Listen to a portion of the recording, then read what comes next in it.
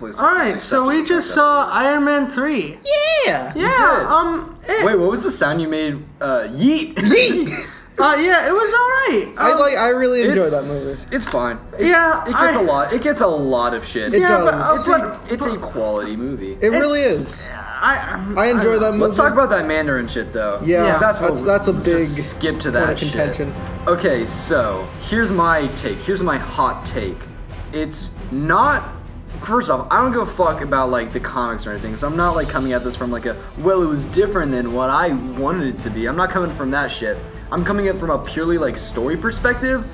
I don't think it was a smart decision. Yeah, I disagree. I think it was. I think it kind of works for the story, but I think the Mandarin is such an awesome villain. I think it works if you look at it from a Shane Black.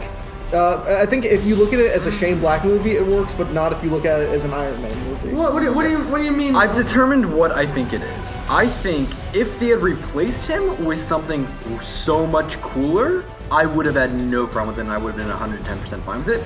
But it's because of the fact that the guy they replaced him with, I just find him kind of fucking boring. Yeah, he's a bit boring, but at the same time, I think Aldrich Killian is kind of an interesting villain in the way that he's interesting on paper. He's a lot more interesting in the metaphor that he presents, in which he's a man he's basically a capitalist who's hiding behind a fake terrorist that he created while manipulating veterans. I think that's kind of an interesting idea, but in execution, it only reaches excellence when really Guy Pearce brings like some really fun little touches to his performance. Yeah, Guy Pearce I think does the best that he can. I think he gives good. I don't know. The thing is that I feel like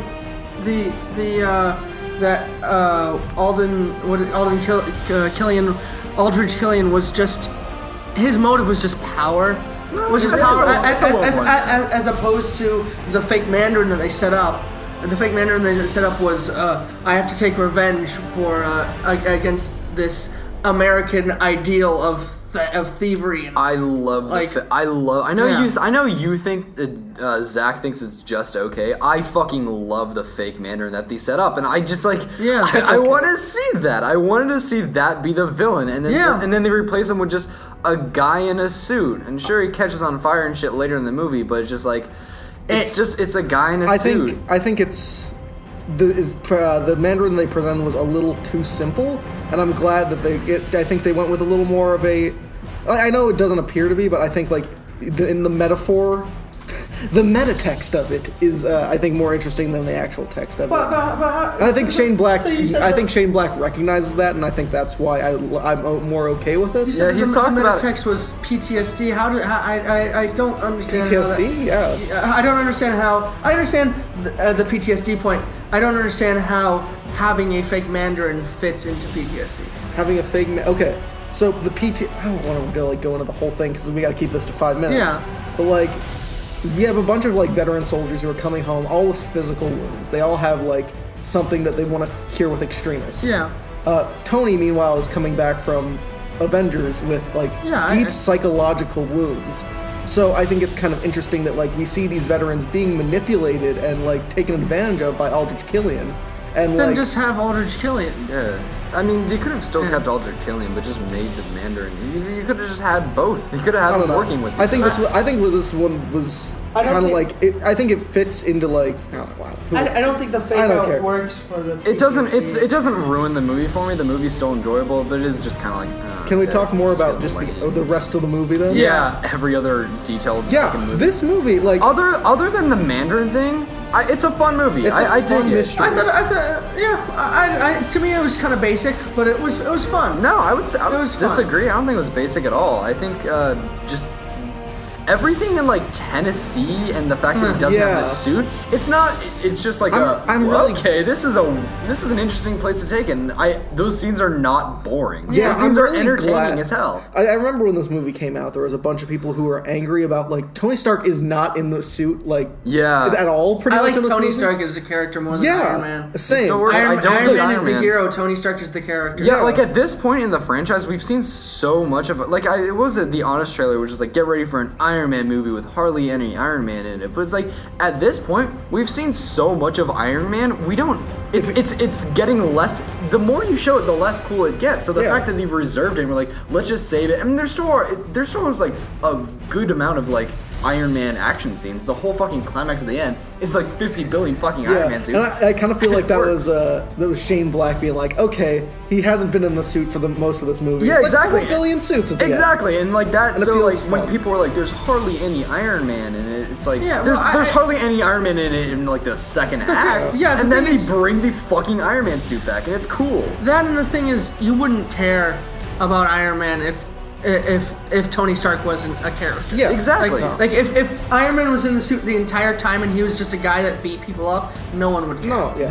Mm-hmm. I also really like that skydiving scene. Yeah, that's a fun one. It's like, I know that for a fact that some of that is like actually shot from like cameras that have been thrown out of a plane. Really? Yeah, and like you can kind of tell because there's some like, it feels real. Yeah. It feels visceral and real, and I really do appreciate that. The special effects are also real solid. Yeah. CG's real fucking solid. I mean, I don't know, the scene when the house gets destroyed feels a little, it feels a little animation-y to me, but other than that, it works. It's all fine. It's all good. Should we talk about the shifting to digital?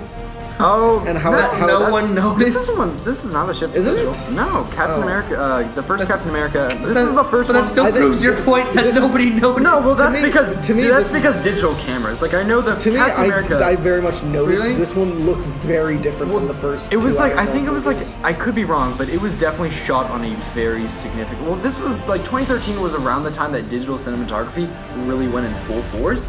Like, the Avengers and Captain America did do a lot of digital cinematography, but they did do a little bit of shooting on film because it wasn't perfected at that point, and the cameras weren't 100% there. But, like, at this point, it looked very, very different. Yeah. So what would you guys rank this? I think I would say it's a very on par with Iron Man 2 to me. I think, you know, fuck it, I'll put it higher above Iron Man 2. Really? So I guess that my list now is, I don't even fucking remember my list. I guess I need to I start writing this got down. it written it down. I need to start writing I can show it to you later. Okay, so Captain America, Iron Man, Avengers, Iron Man 3, Iron Man 2, Thor, and then Hulk. Yes. For me, I'm gonna put this one above the first Iron Man.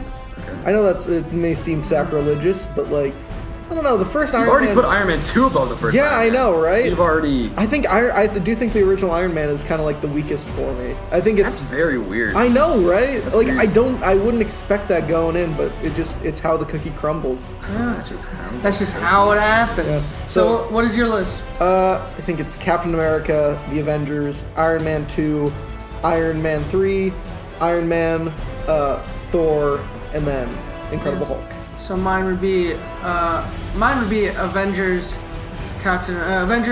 Iron Man, I think. Iron Man, Captain America, Iron Man 2, Iron Man 3, then Incredible Hulk, then Thor. All right. So we're off to watch Thor and the Dark World, Thor featuring the Dark Elves. Having a We're good excited. time. This is the one that gets shit on all the time. It does. So it's gonna be interesting to rewatch this. I remember it being okay. It's fine. All right, so catch us in a little bit. Yeet!